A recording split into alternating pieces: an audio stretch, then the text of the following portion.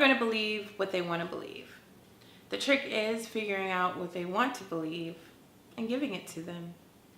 So we left the first episode with Allie in bed. Allie is thinking Ivy is right next to her.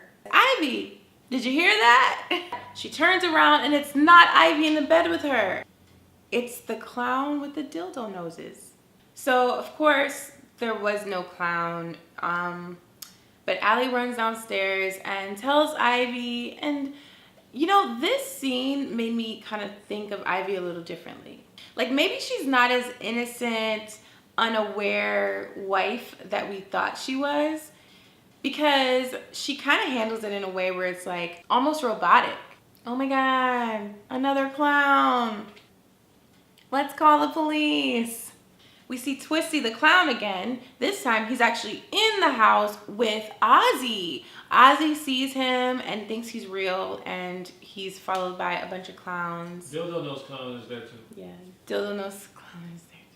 Winter gives really good advice though in this episode. She tells Oz if he doesn't know if a clown is real or fake, or a nightmare is real or fake, just ask. Now we think that's really good advice, right? But then there's a scene later on where Ozzy asks the clown, am I dreaming? And the clown says yes, but I'm almost 100% sure that Ozzy wasn't dreaming.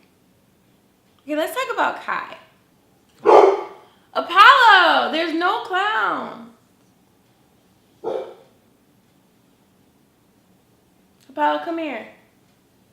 So after the recording of Kai's assault from Mexican migrant workers goes viral, Kai decides that he's gonna run for city council because there just happens to be a space left because the Changs were murdered the week before. And speaking of the Changs, there's this weird couple that moves into their house when the blood is still stained on the floor, like that early. And in this city council run, he of course shows up at Allie and Ivy's house after they've barred all the windows because of Allie's paranoia. Kai starts off as somebody that's almost charming, and you know, he manipulates his way to, if you know, Allie didn't remember that he threw coffee in her face, he probably could have talked his way into a vote. But alas, Allie remembers him and definitely tells him to get off of her property. I feel like these two are definitely going to interact again in a negative way. And I also feel like Winter definitely is going back and telling Kai what's going on with Allie, so he knows how to push her buttons. It's very evident in the scene that he knows how to push her buttons. He tells her something's behind her. He kind of freaks her out in a way that you can only freak out Allie if you knew her phobias. So maybe Allie isn't so crazy because she goes to the restaurants because the alarm is triggered at night. Another moment of Allie going somewhere by herself in the middle of the night where no one else is around, right? And it's weird because Ivy is okay with Allie doing that. After knowing everything that Allie's going through, it's kind of suspicious. So anyway, Allie goes into the restaurant and she hears a noise. Of course, she walks into a situation where hanging from all the meat in the freezer is a dead body. The dead body of one of their chefs, actually. And earlier in the episode, there was a little conflict between this chef and another guy, Pedro. And this episode has so many like underlying racism and everything like that it only kind of fits in. So anyway, Pedro seems like a really nice guy. He seems like a good guy that just is being picked on by one of the co-workers at the restaurant. Of course, they try and pin this murder on Pedro.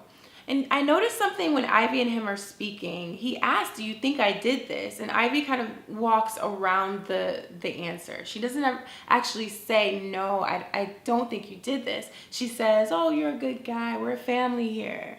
Speaking of Winter's crazy ass, now we can add Seductress to the list of all of her little quirks. She so pleasantly runs a bath for Allie to help her from being stressed. Oh, yeah. So we almost see some girl-on-girl action, but not quite, because the power goes out in a city and like 8 other cities. Our new neighbors automatically are coming over saying it's a terrorist attack. These new neighbors, by the way, I don't trust them. They gave her a gun. I don't trust them. They gave her a gun, probably has no bullets. They also have this obsession with urban farming when it comes to honey. And obviously the promos for AHS, honeycombs are in it. So this honey farm or bee farm is definitely going to mean more as I think the episodes continue.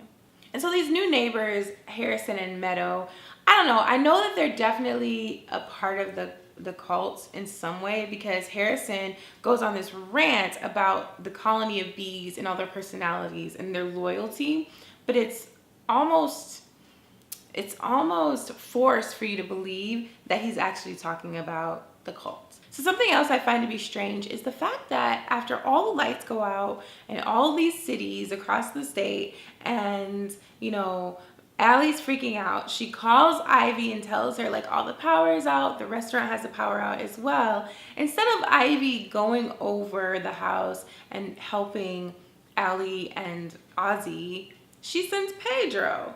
And what any horror flick / TV show fan would know, Pedro goes over to the house unannounced to help. Allie has a gun that she got from the neighbors. She opens the door. So sure enough, Pedro comes over trying to help because he's a good guy, and Ivy sends him. And Allie, the freaked out person that she is, opens the door, sees him, shoots him. I wasn't as surprised or shocked. I kind of predicted this was going to happen, and I think many people who are horror film lovers will have predicted this.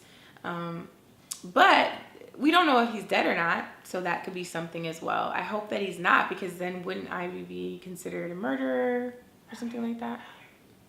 Oh, Ivy. But is Pedro dead? I don't know. I don't know if he's dead or if he just got wounded. Of course, we won't know until the next episode. All in all, this episode was a good one for a second of the season. I think that the next one will have definitely more murder and more about Kai, because we didn't learn that much about Kai in this one, and his city council journey. Let me know what you guys think, of course, in the comments, and I can't wait to talk more next week.